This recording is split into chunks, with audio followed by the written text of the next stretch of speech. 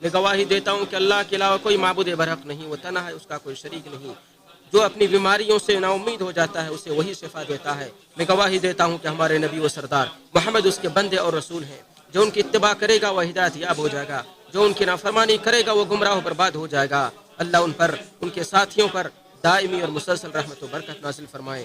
حمد و صلات کے بعد اے مسلمانوں، اللہ کا تقوی اختیار کرو، کیونکہ اس کا تقوی سب سے مضبوط معاون اور وفادار دوست ہے۔ اللہ کے لیے ہر چیز آسان ہے، ہر چیز اس کی محتاج ہے، ہر چیز کو اس کی طرف لوٹ کر جانا ہے۔ وہ سننے والا اور دیکھنے والا ہے۔ مسلمانوں پر جو بھیانک ظلم و ستم اور جبر و تشدد ہو رہے ہیں وہ اللہ پر مخفی نہیں ہے، اور اللہ مسلمانوں کی نصرت و مدد کرنے پر پوری طرح قادر ہے۔ ارشاد فرمایا، اے لوگوں جو ایمان لائے ہو، اللہ سے ڈرو اور سچے لوگوں کے ساتھ ہو جاؤ۔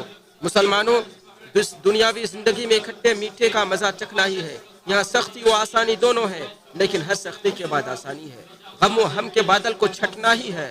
فضا گدلا ہونے کے بعد صاف ہو جاتی ہے، بارش کے بعد نور و روشنی پھیل ہی جاتی ہے، سورج غروب ہونے کے بعد پھر طلوع ہو جاتا ہے، باغ مرجھانے کے بعد پھر لہلہا اٹھتا ہے۔ اللہ ایسا وقت بھی لائے گا جو باغیوں اور سرکشوں سے بدلہ و انتقام لے لے گا۔ اللہ تنگی کے بعد خوشحالی لاتا ہے، شاید یہ تنگی اور شدت جلد ختم ہو جائے۔ معاملات جب الجھتے اور مشکل ہوتے ہیں تو آسمان سے فیصلہ آتا اور مشکلیں حل کر دیتا ہے۔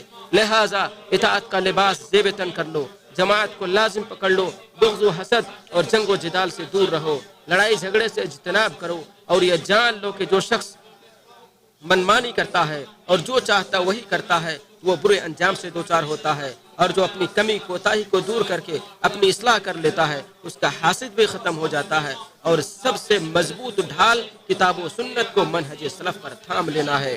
مسلمانوں، ایک اللہ کی طرف رجوع کرنے اور لو لگانے سے ہی بے چین دل کو سکون ملتا ہے۔ جو اللہ کا دامن تھامتا ہے اس کا درد و الم ختم ہو جاتا ہے، اس کی بے چینی جاتی رہتی ہے۔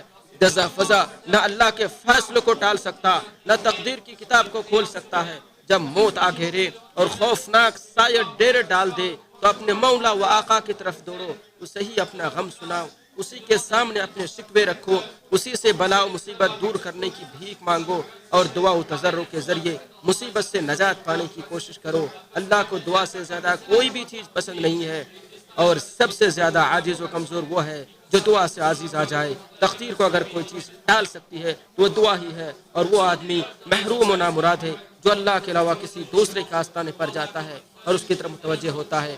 رہبر کونین شفیع الورا احمد مصطفیٰ پر درود و سلام بھیجو، جن پر ایک مرتبہ درود بھیجے گا اس پر اللہ 10 مرتبے رحمت بھیجے گا۔ اے اللہ ہمارے نبی و سردار محمد پر رحمت و سلامتی نازل فرما، جنہوں نے رحمت اور ثواب کی خوشخبری سنائی، عقاب و سزا سے ڈرایا، جو حساب و کتاب کے دن سفارش کریں گے اور ان کی سفارش قبول ہوگی۔ اے اللہ ان پر، ان کی آل اور تمام صحابہ پر رحمت نازل فرما، اور ان کے ساتھ ساتھ ہم سے بھی راضی ہو جا۔ اے اللہ اسلام اور مسلمانوں کو غلبہ و عزت عطا فرما، شرک اور مشرکوں کو ذلیل و رسوا کر دشمنان دین کو نیست نابود کر دے۔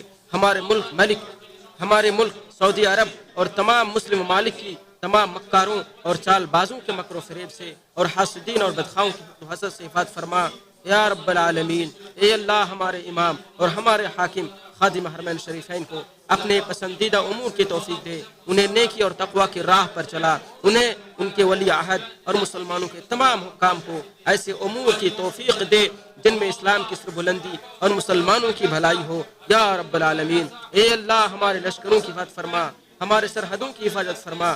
یا اللہ ہم میں جو بیمار ہیں انہیں شفا دے، جو مصیبت زدہ ہے ان کی مصیبت دور فرما، فوت شدگان پر ہم فرما یا کریم یا عظیم۔ اے اللہ غزہ میں ہمارے بھائیوں کی تنگی کو کشادگی میں بدل دے، انہیں ہر طرح کی پریشانی سے نکال دے، ہر بلا سے نجات دے۔ اے اللہ تو ہمارا معبود ہے، تو ہی ہماری پناہ گاہ ہے، تجھ پر ہی ہم توکل کرتے ہیں۔ اہل غزہ کی مصیبت و پریشانی کو دور کر دے، ان کی عزت و آبرو اور جانوں کی حفاظت فرما، انہیں ان کے دشمنوں پر غالب کر دے جو تیرے بھی دشمن ہیں۔ اے دعا قبول کرنے والے، اے اللہ مسجد اقصی کو یہودیوں کی نجاست سے پاک کر جو اس پر ناجائز طریقے سے قابض ہیں۔ اے اللہ ہماری دعا کو قبول فرما اور ہماری پکار کو سن لے یا کریم یا عظیم یا رحیم۔